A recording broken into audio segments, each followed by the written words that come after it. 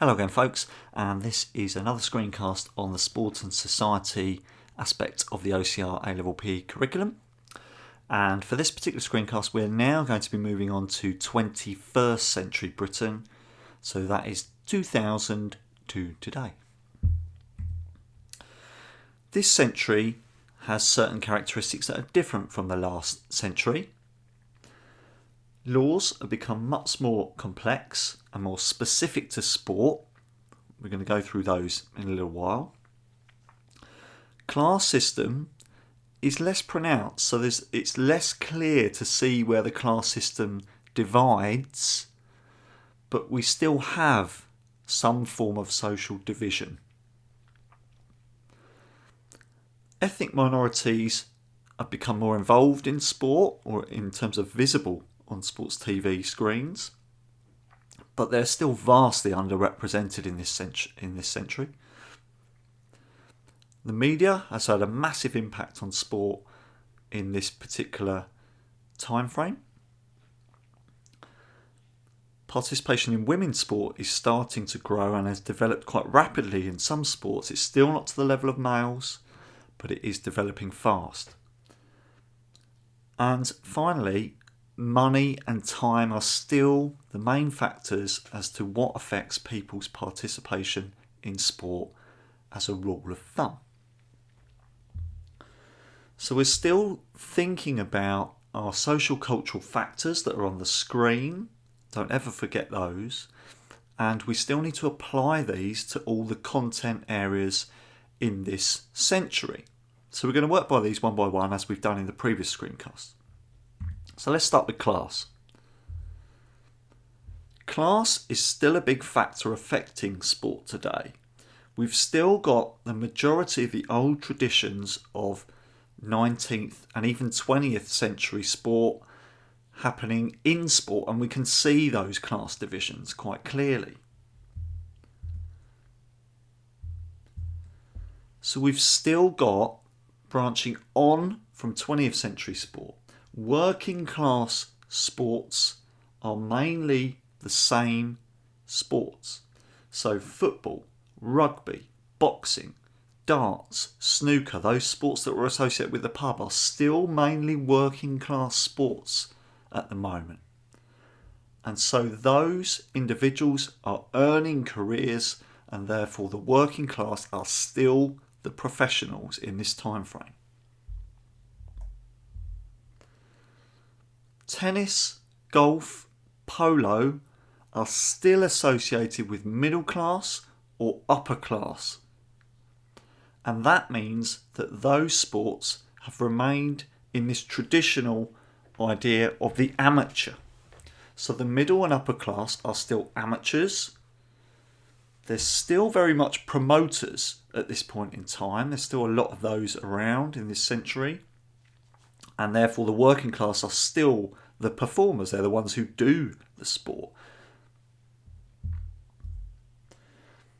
We have this added factor of Olympic sport, and Olympic sport, generally speaking, are to do with the upper and middle classes presently. So they're often privately educated. We're going to talk a little bit more about this later on.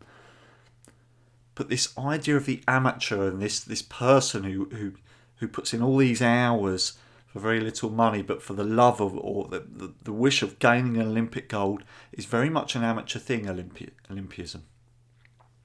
So the pictures on the screen will help you out in terms of remembering which sports were which for the classes. So snooker, rugby league, of course the top two images, and then someone like Johanna Konta, Prince Harry would be good examples to use for middle to upper class idealism linked with sport.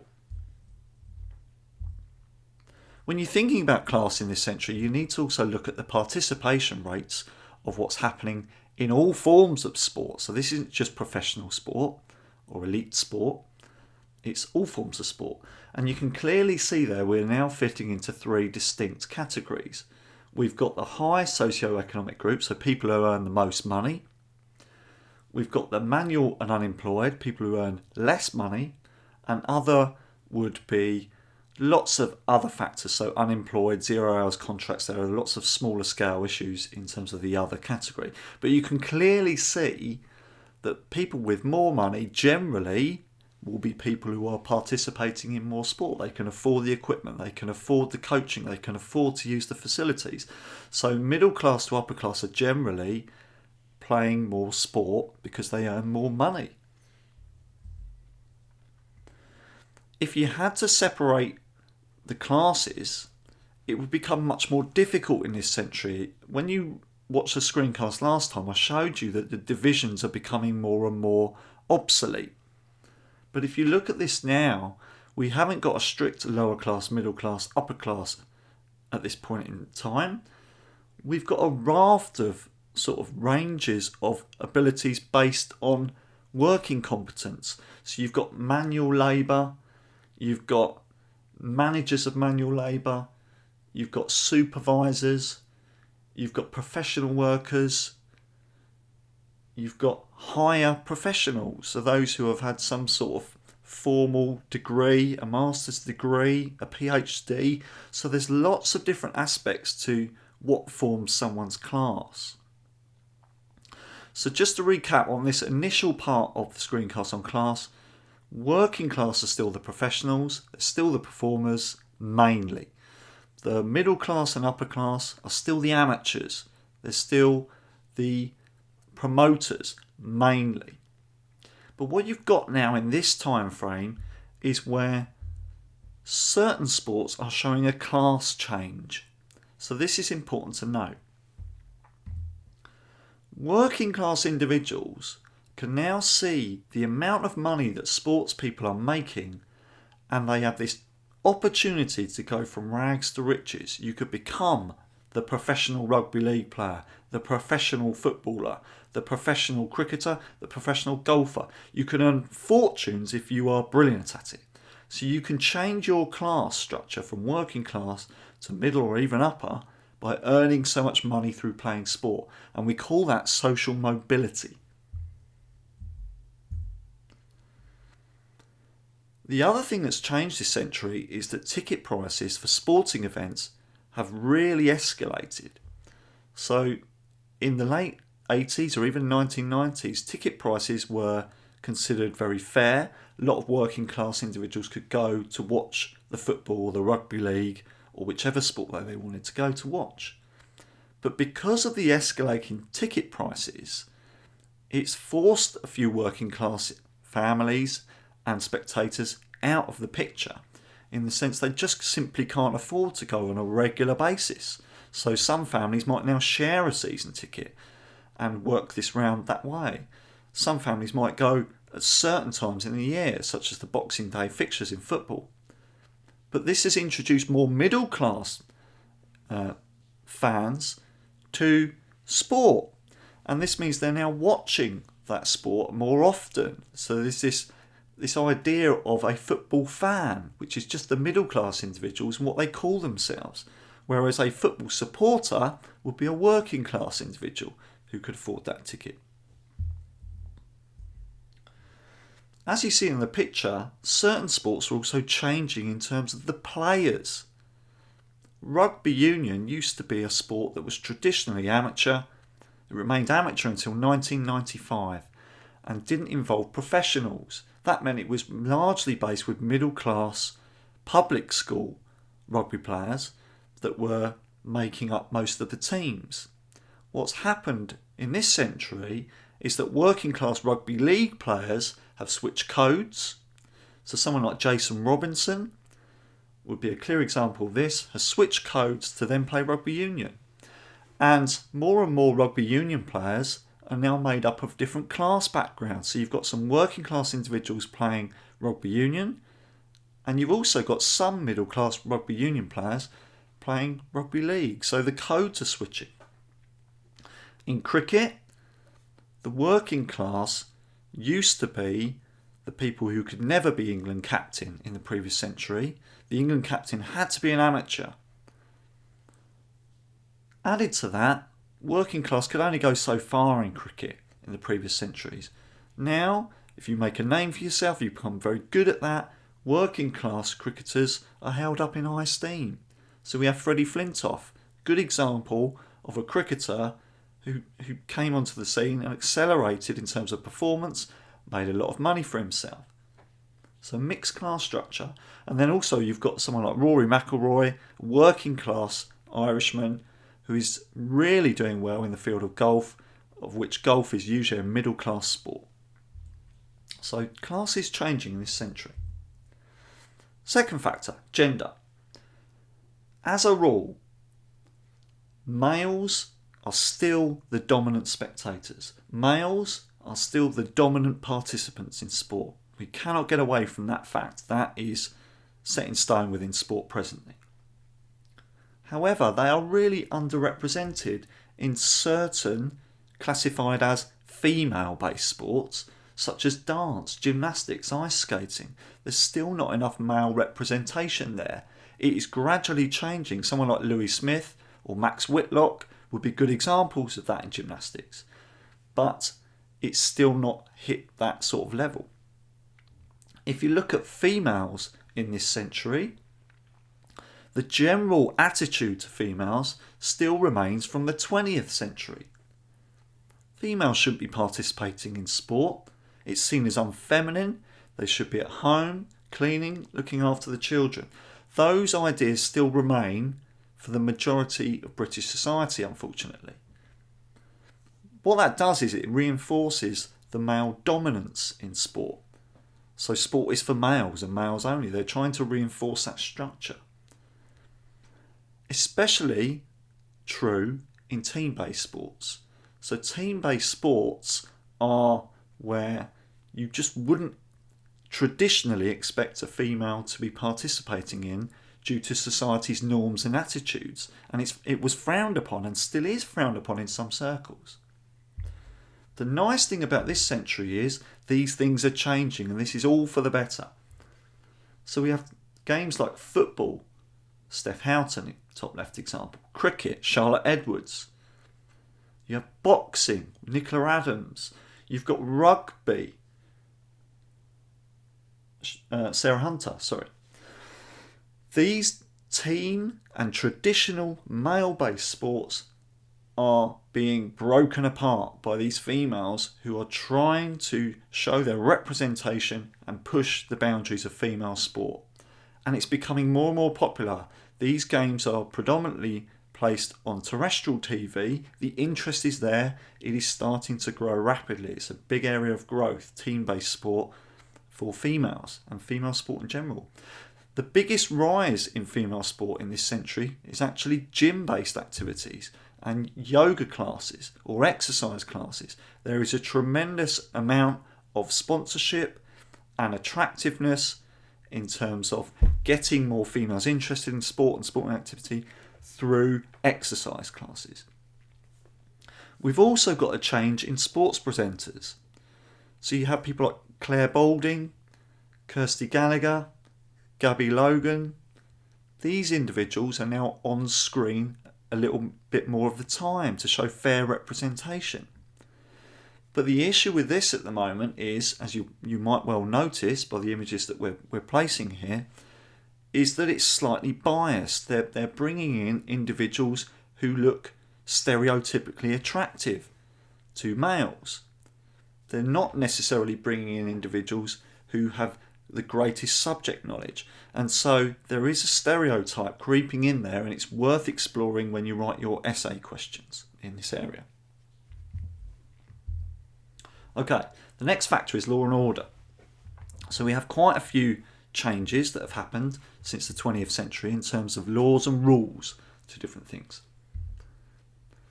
We have sport-specific laws in place. So, things like negligence. For example, if a coach fails to provide sufficient first aid for a performer who is injured, they can be sued for negligence.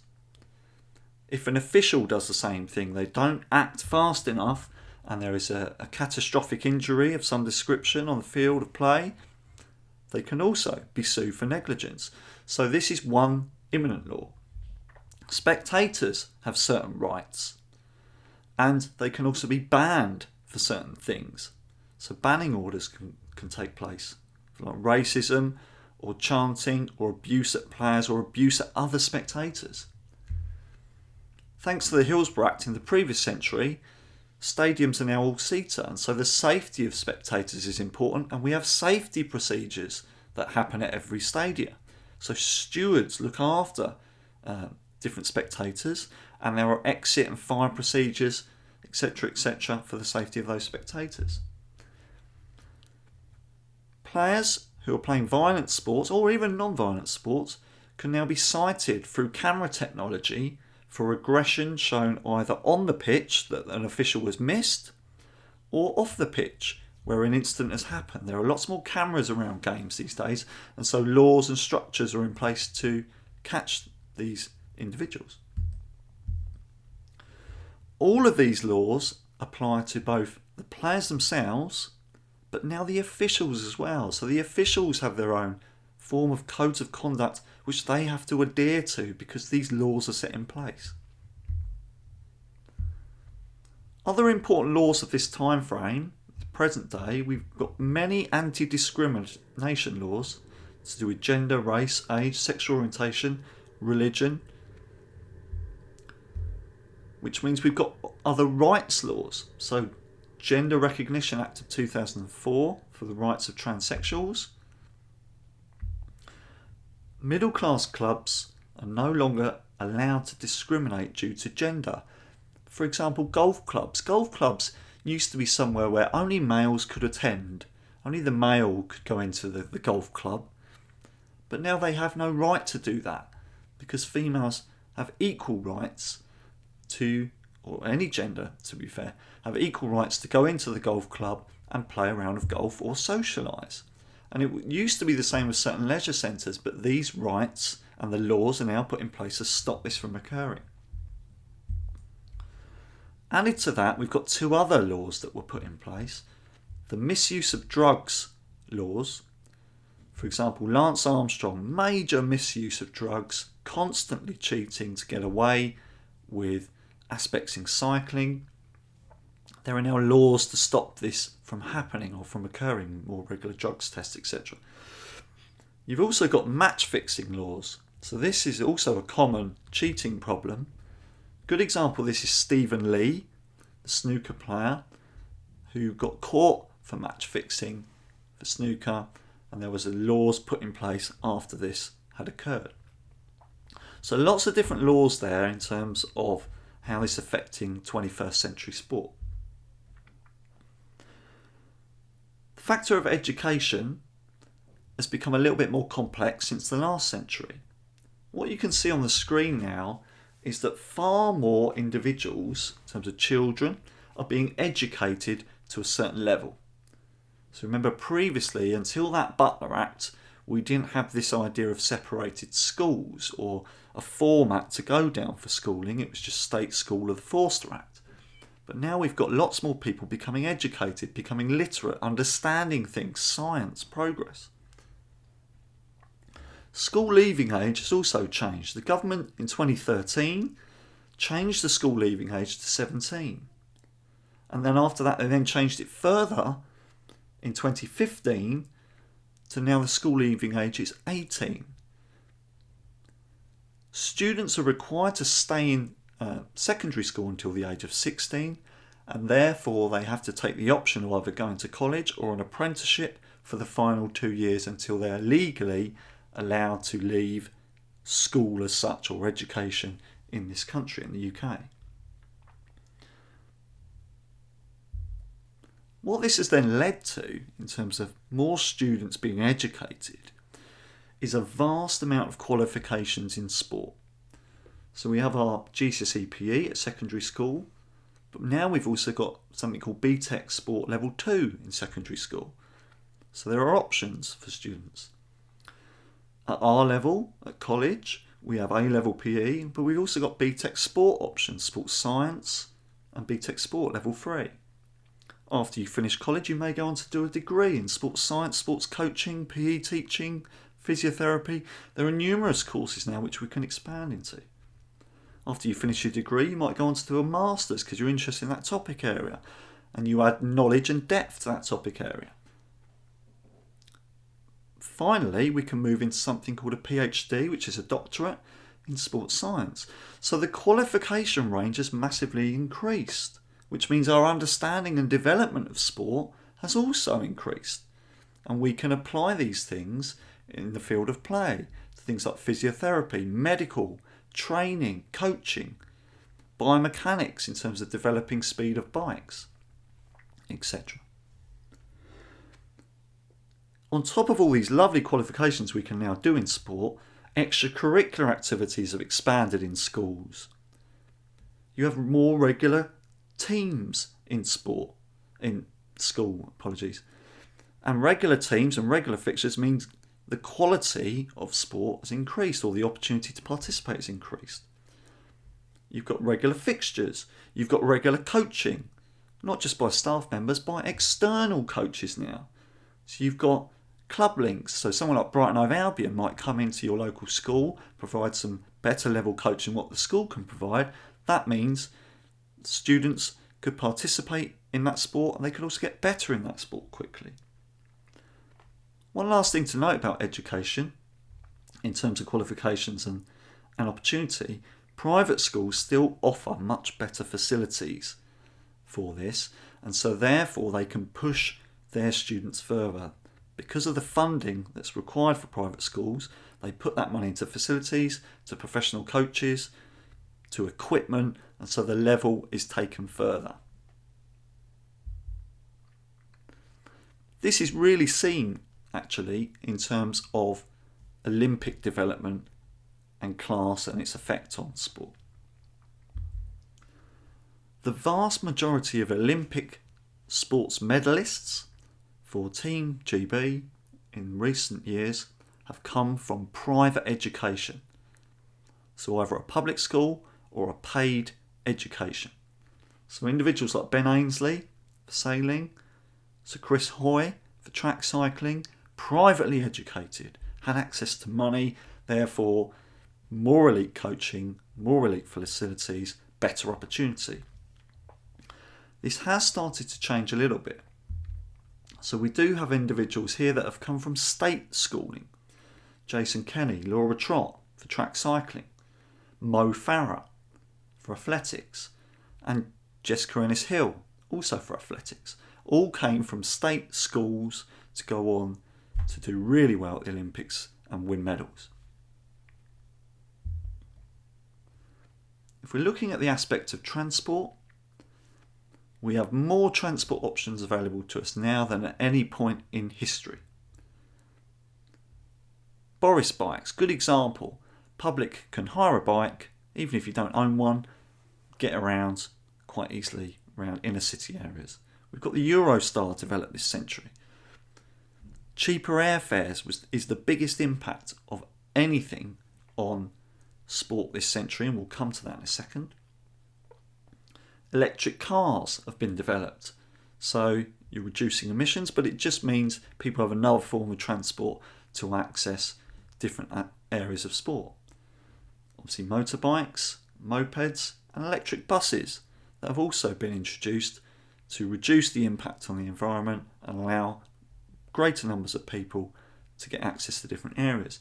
And the eventual impact of all of this, all of these new forms of transport or more developed forms of transport, means that access to sport becomes easier. We can increase participation because we can get to the facility. We can get to the fixture that we're supposed to be playing quite easily. This also increases spectatorism.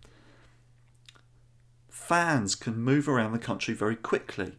They can travel abroad on a cheaper airfare. They can follow their team in Europe or across the world to a major international sporting fixture. If you increase the number of fans, it also means the increased amount of sponsorship, because businesses get attracted to that. They want to sell items to individuals, and the idea of branding has been developed. What that then means is the number of professionals in sport can also develop further, because they will then be sponsored which means they can spend time practicing their activity and get better at it. Increased number of professionals means increased ability levels of particular sports and numbers playing sport. The final two facts of time and money are a little bit more intertwined, so we'll keep them together. In this time period, there have been lots of technological advances. You've got mobile phones that are now capable of being the same as a computer was in the 1980s. So you can access the internet, you can play music, you can switch on and off your heating, you can track your progress, monitor heart rate, etc. So it increases your own free time to do things. Added to this, with time, there are flexible working hours. People can work at home, as I am now, or they can go into the office, they can share a desk station, they've got flexible working hours. You can revolve hours around what the company needs. You've got 0-hour contracts. So individuals working for companies such as Deliveroo might deliver your food and they are on a 0-hour contract. They'll be paid for that particular delivery time. So hours and time have changed and how we use them have changed, and that impacts sport because in theory people may have a little bit more free time and they could participate in different sporting activities because of that free time. In terms of money, generally speaking, most people are better off, but the working class and the unemployed are struggling due to recent recessions in this time period. Because of those recessions, even though they've got more time, the recession and the impact of money has meant participation in sport has been reduced. And that's had a further knock-on effect in the sense that spectatorism has also reduced because people simply can't afford to spend that money on the price of a ticket, which, as I mentioned earlier on, was increasing in cost. The big thing that's changed in terms of sport is gym memberships this century. Gym membership applications have increased. And the reason for that is that gyms have been very clever in terms of their branding and advertising and now allow a flat rate per month. And some gyms may even offer a cost per session basis as opposed to what it used to be was a full whack cost over the year. Most working class individuals couldn't afford to do that. But this access to a cheaper cost or the option of trying something before you pay for it has allowed more access to working class individuals to participate in gym activities. Okay, thanks for watching. And again, if you need any support, please head to the channel on YouTube and I'll speak to you again next time.